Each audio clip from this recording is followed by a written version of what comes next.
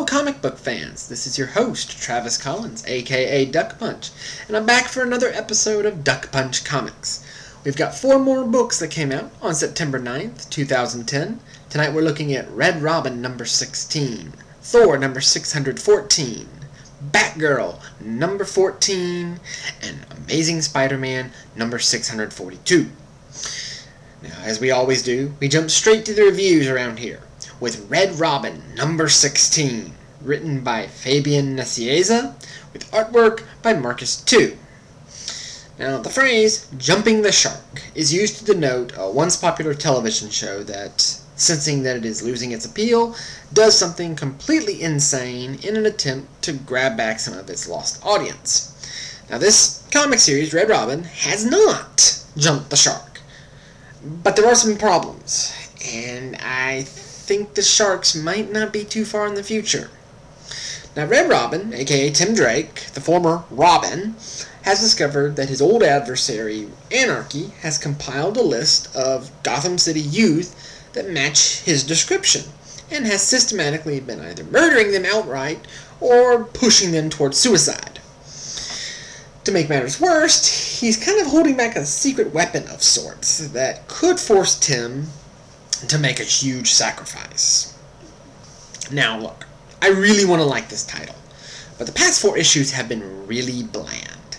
Now it's not entirely the fault of Nicieza, though this whole hit list story arc has been subpar, even by his standards. The problem is that some of the things that made Red Robin stand out at first from the other Bat family titles have largely disappeared since his return to Gotham. He's really just another caped crusader now, and we have plenty of those. Anything that made him stand out has pretty much been gone. Now, Marcus II is alright, but I wouldn't call any of his work here remarkable or outstanding or even memorable. Now, Red Robin started off as a breath of fresh air in the Batman family of comics, but the rapid decline into mediocrity has me convinced that we've seen the peak of this series, and it's a real shame too. Alright, next up, Thor number 614, written by Kieran Gillen, with art by Doug Braithwaite. And so ends Gillen's run on Thor, which has been some of the most fun I've had with the character in a long time. This issue concludes the battle with the Aesir, the demonic former Valkyrie cannibals, and sees Thor draw the Aesir out to a final confrontation in the throne room of Mephisto himself. The battle is won, of course, but it is the aftermath that sees not only Loki's influence still being felt, but that there also may be trouble on the horizon from the Lord of the Underworld himself. Now, I keep saying it with this story arc, but epic remains the only satisfactory word to describe Gillen's story.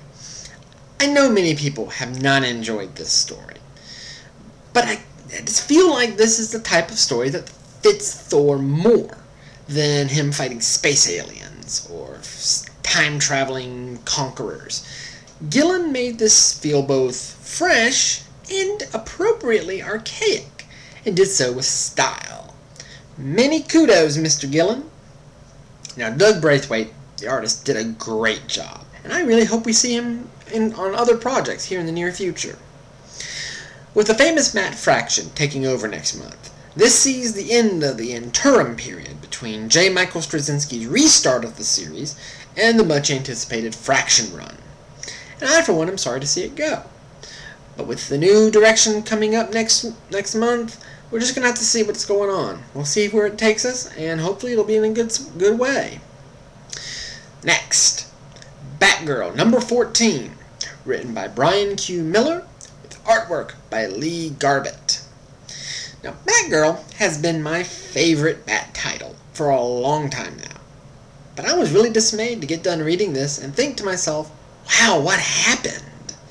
The carefree lightheartedness that we normally see with this book is still there, but it's been amped up to such a high level as to dangerously approach cheeseball territory. Now, Stephanie Brown, aka Batgirl, is visited by Kara Lang, aka Supergirl, for a girls' night out.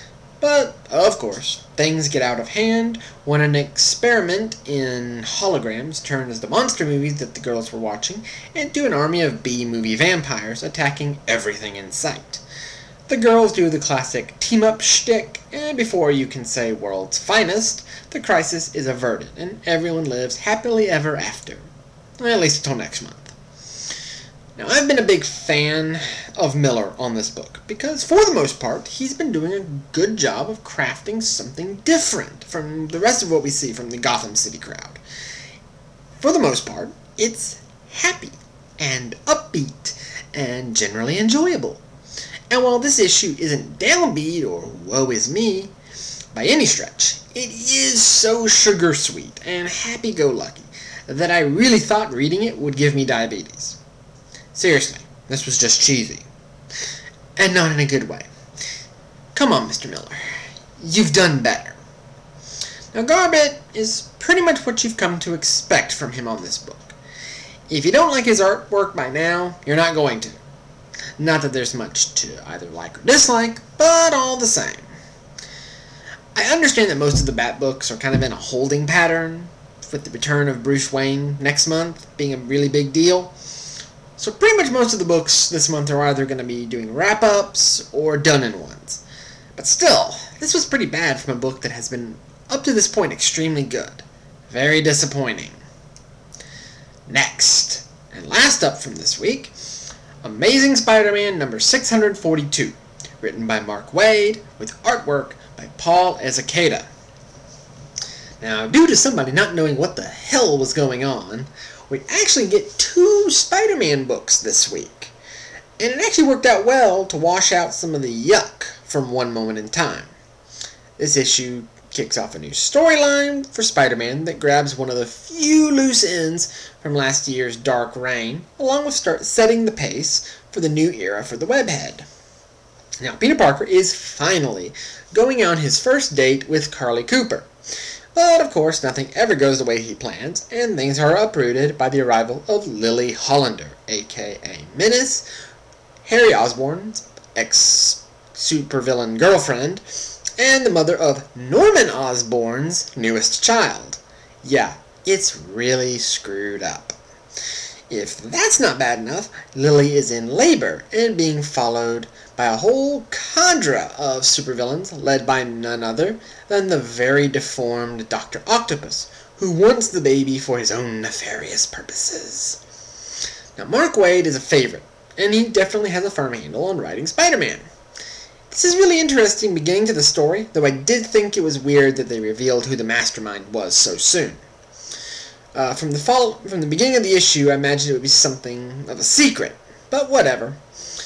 Waid has long since earned enough credit with me to give him a couple of issues before hitting him with serious criticism. Now, Ezekata, the artist, is kinda controversial. Some people, like me, really dig his art style. Some don't. You're gonna have to look at this issue for yourself and decide if it's something you can live with. Personally, I love it, and I think it really fits Spider-Man. But this is going to be one where you have to make the call on your own. Bottom line, this is a solid start to a new story arc.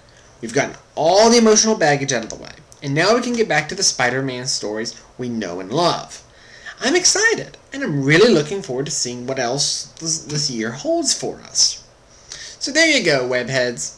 The last issue for this episode. Kind of a disappointing slew this time.